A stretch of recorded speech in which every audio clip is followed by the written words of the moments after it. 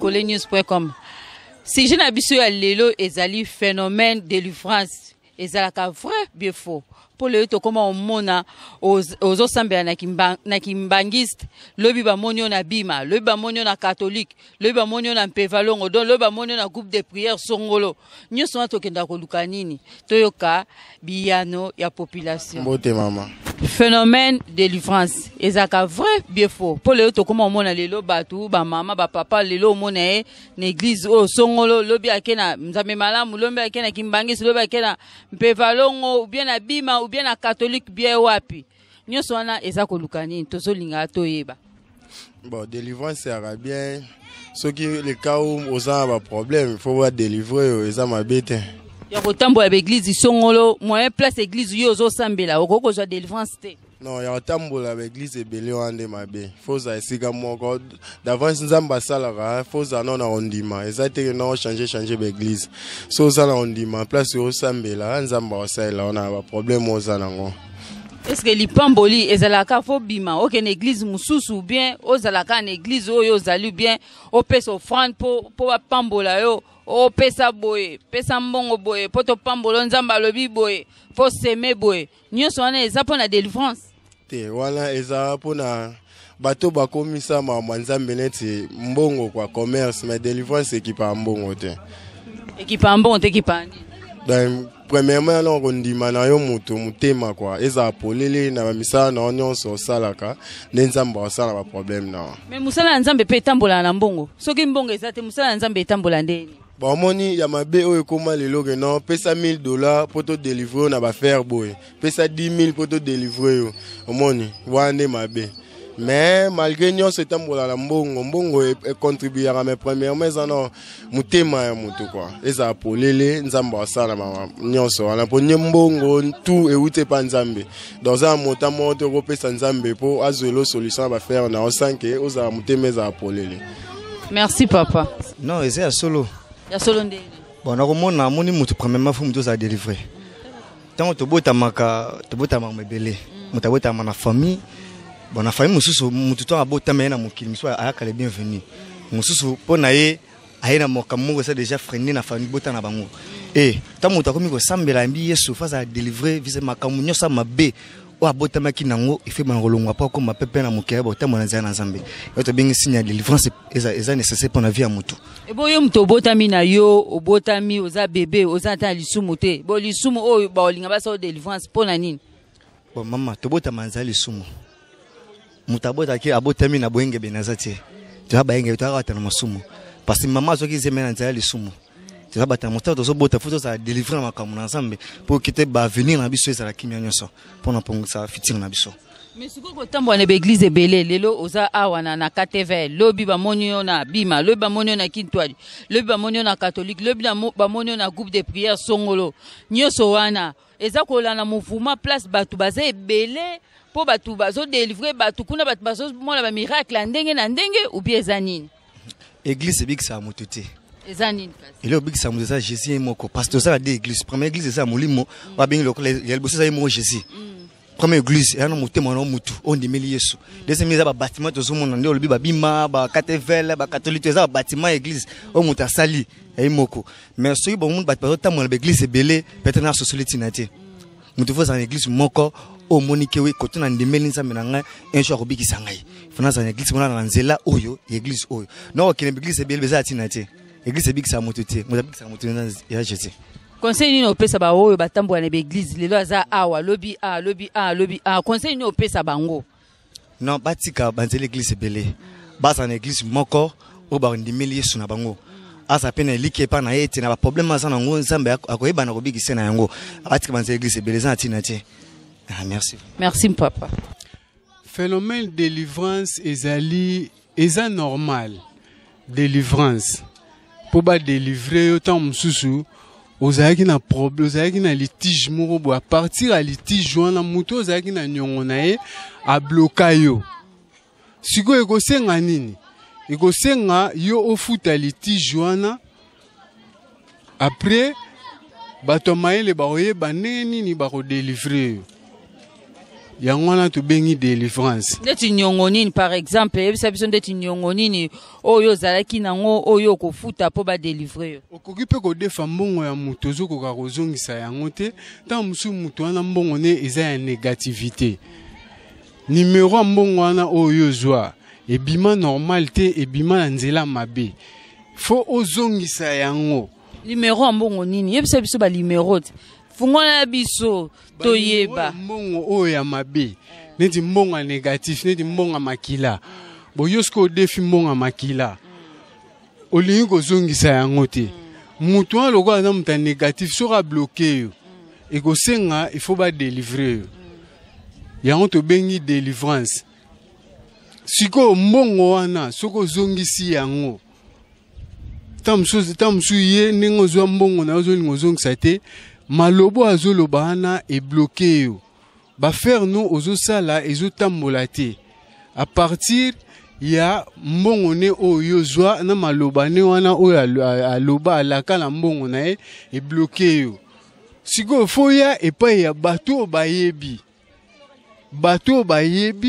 tango oyepa bato bayebi bango nde bayebisa omoni nyongo mo bozaka nango boyeboya nyongo wana ezalaka ya mabe to sala tout futa yango po to luka ko délivrer yo po okoma siko soko women église oyo sambela komoni ke non e simba te ale lobi ba moni su na église mususu siko kuna okozwa délivrance yango bi okozwa ngo te bo wana ti likambo ya koumela net na église oumela na kati église ozoluka délivrance bo délivrance net ya église po ba délivrer neti peuple congolais tozo lela mboka eza bien te ezotambola te banzala ba maladie ndenge na ndenge kangi mboka yango zomona moyen to bima na délivrance wana eza te délivrance musu eza ndenge nini boko oza pe na souffrance na mokili na biso oyo ya nteki souffrance wana ezo ute pa ya batu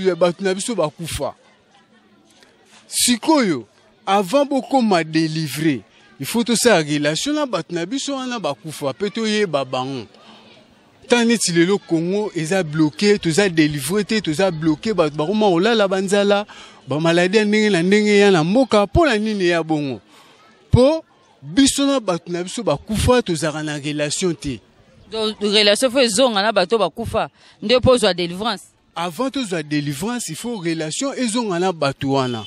La Bible ezopekisa ke les éléments enterrer leur mort bato bakufa basi bakufa biso totika pe na mokili toza pe na mokili tokoza si en contact na bato bakufa te mapamboli eutara epai ya bato bakufa épreuve tala nde tobelelaka Abraham tobelela Mahomet tobelela Jésus tobelela Bouddha tozobelela Krishna. Mais bino na moni bino bobela Jésus te bobela Abraham te bobela pe Jacob te bino bobela ceux qui papa Simon Kimbangu papa ceux qui angenda soloke soki otamboli et pas bande ko na biso baindo il fallait biso so baindo nyonso tobela ka fumu Kimbangu mais tokotala baindo mususu azobela Abraham azobela Jésus azobela Mahomet azobelela partout bozobela ba prophète wana nzoka ba prophète wana pende bayaka na mission na bango nzambe atindaka bango na mokili atindaka bango neti Jésus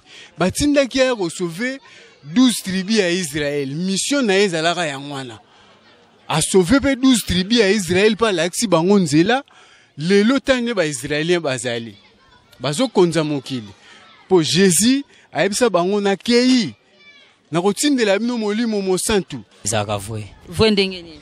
Bon, délivrance ezaka vrai parce que mutu so asala ki mabe mingi alinga za la délivrer il faut se repentir na ye moko nanu après ke opesa ko tubela et pas pasteur na ye sera tie le boko za délivrer. Bon eza malamu kotambola l'église ebelende chilelo za awa na et pas Koutino lobi ba monio na Kigoma numéro 8 et pas pasteur Jean Yangala lobi su ba monio lisusu soki wapi donc okomo otambola partout est-ce que eza malamu nyonso wana ozoluka nika délivrance yango kaka te wana nde eza sikolokolo komi ndumba ya molimo po muto aluka délivrance eza na église osambelaka quel que soit pasteur aza na nguya te ntango deja se repentir yo moko oza délivré conseil nini opesa na baoyo balinga kotambola lelo aza na église oyo lobi na église oyo nyonso wana bazoluka nini? Bon, conseil kanga na opesa na bato bakenda kotambola bitambola eza mabe. Parce que l'église mito komi omona okota lelo bolobo komi na ba jeep. Ba pasteur mito bandai komona bango atambola ne kama makolo, mais asali mu église ne komi lokwa comex. Akoma koleba mabonza pesa nzamba kopambola yo sala bonza ma tandis ka ye mo razota mabonza tazo wela soma mapangu ba biso bandimi to kufa ba pauvre. C'est ça l'ignorance. Bon, délivrance normalement ezali réel comme eza réel, mais bati bazo pratiquer ba science ya magie na tant qu'il y a délivrance. Oui, donc on ba pratique monsieur les comment mutabisa mutu koba muselekete na libumu. OK, même lui-même Jésus a tikala ko sala ba acte wana tibabi o ekota kana esprit et bi makape na esprit na molimo anto bandengwana. Mais comment c'est mona mutabisa mutu koba na libumu mutambo parce que normalement so mutalie kata ata fufu apa basoko liango déborder yo moi ke pembe za mukuse. Mais koba so mona libumu so vivre ndenge nini. Donc biloko wana kombi ba miracle mo za mensongère bazoko sa bato bele. Bon papa siko ka bandimi biso bandimi tokoma na ye awe pa na ono mo elote na ke lobi esika bazo mo ba obimisa koba o puku na kangami wana lobi susu o mona ngai susu na ke église mo songolo na Kigoma witi et pa pasteur ja yangala lobi susu OK susu église mo songolo o et pa papa nzuzi o juste nyonso wana tozoke koluka nini biso ba africain makomi na nzambe zoloba ça la foi il est impossible de lui être agréable. Donc muto semble liboso biki na semble pona mutu te na semble pona nzambe na yeko luka nzambe ako sabi tambola te so moni mutu zo tambola za ndumba molimo donc pa na ekati na yebo nzambe ezate donc ayaka asa mutu mo ndimi moko no baza tantôt plus la puku donc zo yako meka toi pour ako combattre mais mundimo aza assis abiki na zo luka mutu te na zo luka nzambe non akoya sincèrement ata moni mabena ya kolinga supporter biki no posa ngeza ke nakutana nzambe. Mais bien ce qu'on a l'église bokoma pour obikisa mutu o pesanga $5,000 pesanga $1,000 pesanga $100 pour la délivrer ce qu'on anga na minute wanso na sana ngote wa malamu kutina ke na église mususu bien atikala ka wana po wana na moni ke so na tikala wana ozo délivrance te ke motuno tuni penza o eza motuno moko très important na koyano pourquoi parce que bible bible ba bona misana bango. D'abord, le biko ezalaka ofele pa na mutu nyonso. Bible so tangi na Matthieu chapitre nango 8 verset 4 abi tango mutu babi abiki akeko témoigner babi a présenter offrande que Moïse. Donc ezo tuti mutu témoigner mbongo ezo témoigner pardon le biko na ye. Mais tu vois que mon mutu ba mutu fana sambela ndoki $50 $30. C'est que faut clairement voir que c'était un faux pasteur. Azesco ce que conseil nini opesa na baeolo avant sala mutu délivrance esengeli bapesa ye mongo esengeli opesa eloka litoi ou bien chenette ou bien bongo songolo et bongo siko kaka Jésus ye wana alobaki ayeki pona ba pauvre po bato bazangi bato bazana eloko te siko bato bazana eloko te e yozo senga modèle wana siko bango ba ozo délivrance te conseil nini opesa na ba oyo basenga mbongo avant ba délivrer mutu po bandimi ba koma banduma molimo te ba mona bango akene église lobi akene église lobi akene église moko songolo po ke bandimi batelengana te bakanga makana esika moko ndeti bandeko na biso catholique bazaka fidèle esengeli nini basala nini conseil nini opesa bopona so mol poza na bible osai musai na nzambe conseil nini okopesa bandimi oyo bazo tambola bitambola tambola. D'abord na ko bana biso ko dresser les pana ba pasteur kota sa bango ke tango ba tutse sili to komi na tango nzambe to sali ba ventile belé ya ko sa ba semino ko bisa magordo non to zongela croix na sepeleki muko msusu na évêque muku na zo ba retour à la parole mais to zonga nde na liloba ba te biso ezuma biso na lokoso ndengo wana te biso moko batu nde to komisi bandimi na mitema mabe pe to komisi bandimi na kindumba molimo pourquoi zo na pasteur azo bimana mu ndimi l'église est-ce que moi nga na bote ko bimana donc mutu ndengo na pasteur ça mutu délivrance azo huile mafuta huile d'olive après mutu na sexe na ça se fait où?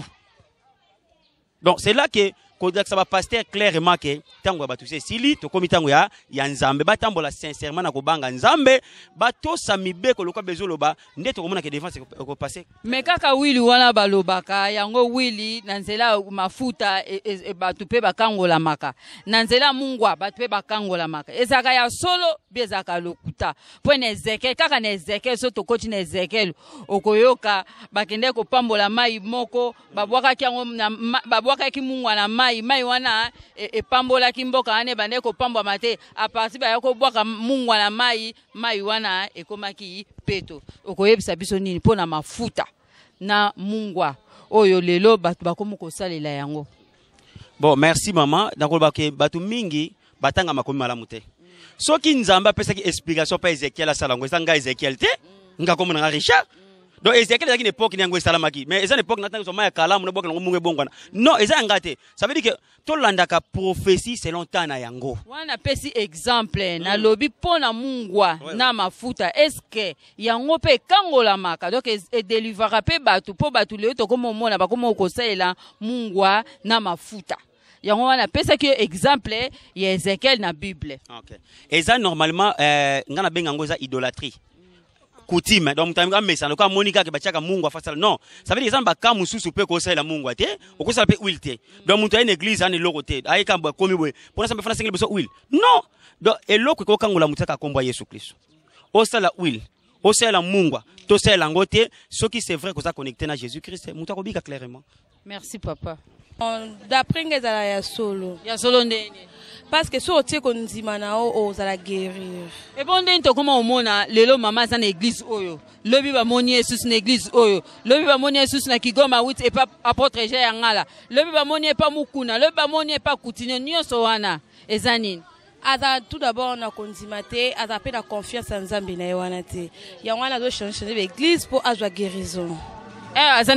Azana église moko o mona kuna ayoki ka sango kuna bazobimisa bakoba kuna délivrance esa makuna bazobimisa ba michopi yo lingi kaka okende ka kuna so ovandi na église na yo place osambe est-ce que nzamba osala te bon nzamba osalela on ka na kata église selon ka konzima na yo na confiance ya pasteur na o siko bato wana nyonso kokende otambola kendawa nyonso wana bazolukaka nini otuna eboy o na oluka délivrance ozana église songolo ba délivrer yo délivrance cité lobi susu yo ke ba délivrer nga place te okeli susu nyonso wana bazoluka nini.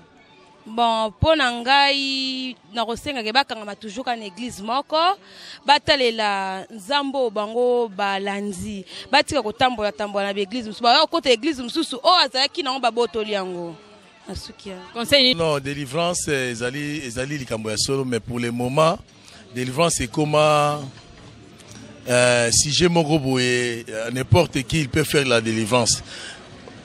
Or toyebi biso que un pasteur il peut faire ça, un prêtre comme Sango a ça la délivrance, ce n'est pas donné à n'importe qui. Si ko kotambo na église lo ba monyo na église o lo ba monyo na église o lo bi kuna ba monyo na église songolo eza nyonso wana eza ko kende ko lukani. Maman lelo vi mboka oyo Congo etamboli lango eza malamu te ndeni tozoma tozana biso bien nyonso eza bien. Non, Congo eza malamu te. Il y a beaucoup de gens qui souffrent mutu mususu oyo azala maladie vu que no bozuezalité ba ebisika songolo pakala boy oh il y a trop de gens biso total to bala okola ezala ki mingi bazaki to comme ba nganga ba féticheur lelo ba kuma ba pasteur. Alors nyonso wana so totali bien que l'état ne mutu azala base ya biloko parce que l'état azala droit ya protéger population. L'État a le droit de recenser quand même bateau bazali vis-à-vis à la responsabilité devant la population tel que le pasteur l'église est comme belé donc tout ce soit à moi onction soit à moi et l'eau na mo à qui azu mukanda la commune à fongo l'église. Alors l'État a batté que non est-ce que c'est un vrai pasteur ou faux pasteur dernièrement tout le monde dans la chaîne mususu awazo la pasteur à langwe masanga c'est normal c'est pas normal biso to mo la to mo l'église catholique église protestant, église obiso salitiste, église obiso to yebaki yango wana. Mais lelo ekomi o songolo pakala a koki soute amoni côté kuna simbi ta ke fongo l'église na ye. Mais délivrance c'est ça kanango ata fongo l'église mais ba maman bazo délivrer ba maman na ba papa. Toutefois yango moni mboko Congo zokufa suite à ba maman parce que ba maman baza ba sentimentaliste. Donc ce qui ka po likamumo ekoyibo lelo babilo ko aussi la soki Congo oyo vie sociale les ongi malamu.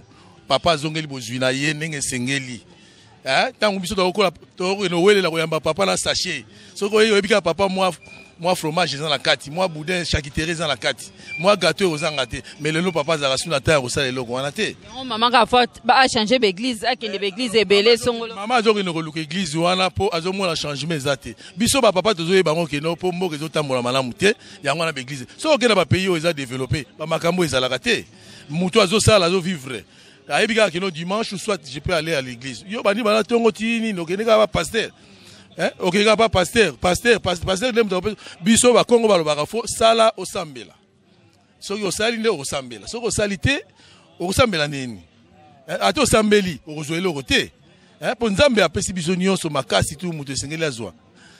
Faut ça, faut travailler avant d'abord à Osambela. So olingi musala te. Allez, nyonso wana zo ya nini? Ba maman ba responsable banda pour l'état eza malamu. Pour na nini ko affaiblir population. C'est normalité. Reportage na biso, na pesi merci et pas yes comme pouya. Yende mtazuba image oyo.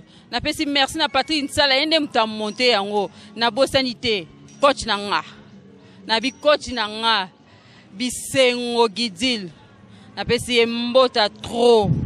Mama et papa et pona nini kotambo ba église songolo lelo ba mona yo na église oyo lobi ba mona na église oyo nyonso wana pona koluka nini ka délivrance c'est ça non comme mon côté vala na église osambela so nzamba sala ko sala so linga peso libala opesa so libala peso musala opesa so linga peso voyage nyonso opesa lelo ba mona église songolo lelo koto tina na nini eza na tina moko te foko ndima ya kaka ndenge oza kondima ndimela kaka na mutu oyo ndime soko ndimelaka Yesu ndimela Yesu Kristu mozalisi likolo na se soko mpo ndimelaka papa Simoki Mbango yo moko ndimelaka ye kaka ndenge oza kubondimi na yo yango wana nde nzambe akoyoka napesi mbote epa Christian Ndisu #1 na bosani te Gode Bisengo Fleury Balekomoso na Londres napesi mbote ya trop et pas David Lolito Motema Yani la douceur na pesi bino nyonso mbote tomona na reportage mususu merci.